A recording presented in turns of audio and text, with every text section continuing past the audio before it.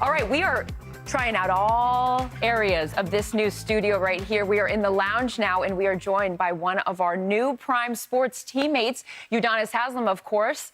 Thank you for being with us. Thank you guys for having me. I mean, it's the night before your guys' big debut. We cannot wait to watch, but we appreciate you spending a little time with us. Of course, you spent 20 years with the Miami Heat. Yes. And if you guys don't know this, I found this out. UD is a massive football fan. In fact, he told me that basketball was a side thing for him. How'd that work out? I mean, born and raised in South Florida. I mean, all we do is play football, so you can see the history of it. But I played defensive end. I took a shot in the knee, and I just remember taking my pads and everything off as I was leaving the field. And I just never went back. I never went back. Well, you had a great backup plan. It worked out well. As I mentioned, 20 years of the Miami Heat, so we have a segment specifically you called UD Brings the Heat. Thank you. Here's what you're going to do. You're going to give each one of these guys your hot take on something, and we're going to see how close you are to being right on the subject, since they're the so-called experts in the field. Okay, here we go. Start us off. Fitz, you're first. Fitz, this is personal, so I'm starting with you. Yeah, okay. You spent time in Miami. You spent time with Tua.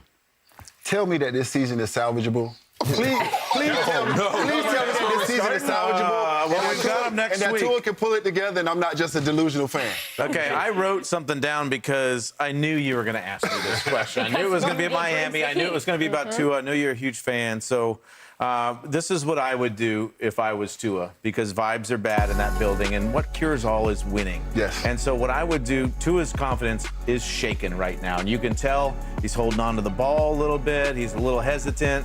So what I would do if I were him, when I was struggling, go back to and watch 3 games from last year. Watch what you did versus the Raiders in Week 11. Watch what you did versus New England in Week 12. And watch what you did versus the Jets in Week 14. You can do this. Yes. You can do it. You've done it before. You've been in these situations. Everybody's looking at you right now to lead this football team. If it's going to turn around, it has to start with Tua. Okay, well, he needs to start watching those because we have him next week against the Ravens. So, Sure do. All right. Good time to start. I mean, I've been in a locker room, and I've led 15, 17 guys, but never in a locker room of 60, 70, how many guys. So it's got to be different. The old 53-man roster, but we get the point. UD. Yeah, a lot of guys. Sherm's up next. Sherm. NFC West. It's tight right now. It's a 3-way tie. The 2 teams at the top, 2 teams you played for. San Francisco, Seattle. Yes, sir. I love what Kyle Shanahan's done. Robert Saleh, those guys, defensively with a lot of injuries. McCaffrey's looking amazing. But I don't think they're the best team. What you say? I like the Rams. I like the Rams. I'm going to tell you what. I'm going to tell you why. Matthew Stafford, 17 touchdowns, leading the league in touchdowns right now. He knows ball. Devontae Adams, Byron Young.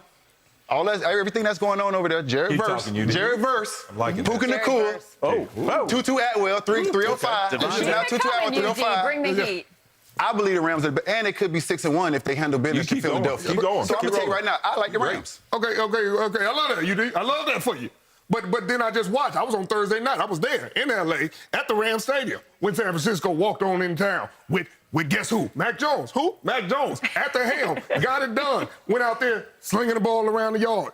Got to stop. Went for it on 4th and 1. Sean McVay was letting them hang out here in L.A.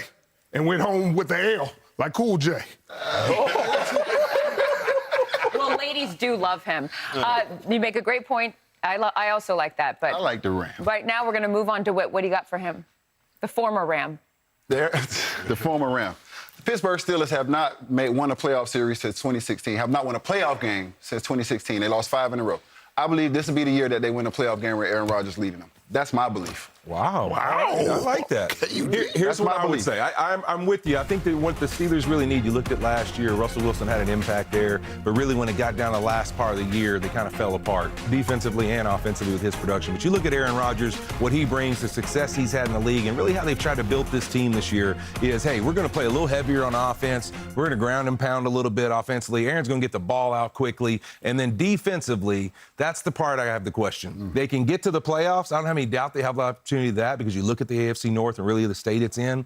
It's when they get there. This can't be the defense that's giving up 150 yards on the ground, that's getting torched by the Ravens last year in the playoffs with the running game, and then this past week against the Cincinnati Bengals team that hasn't been able to run on anybody in the league, last in the NFL, and they give up that many yards. So to me, what I'm scared for, which is crazy to say, is the Pittsburgh Steelers. Where is the physical, sticks, renegade defense that used to live in Pittsburgh? Because that's when they used to win playoffs, because that's what you thought about when you had to play them in crunch time. That defense ain't there anymore. They're a pass rush team. They're not a team that lines up and says, you will not run the football on us and we'll out-physical you.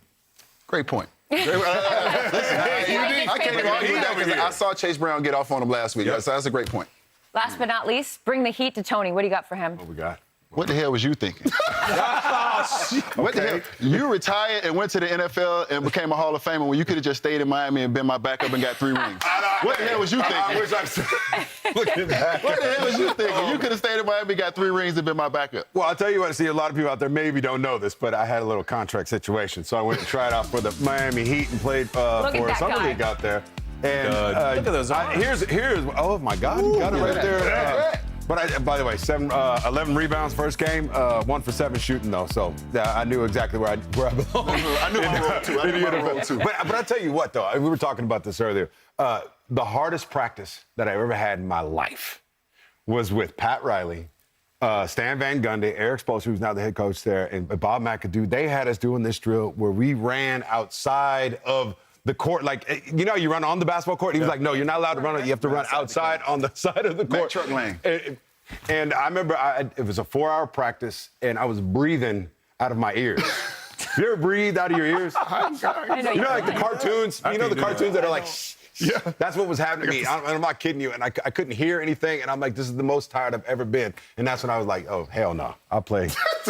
I'll go back to the NFL. Well, again, it worked out well for both of you guys in your respective sports. UD, what a wealth of knowledge you had. That was fun. Thank you for doing that. Thank you guys. And also, you've got some teammates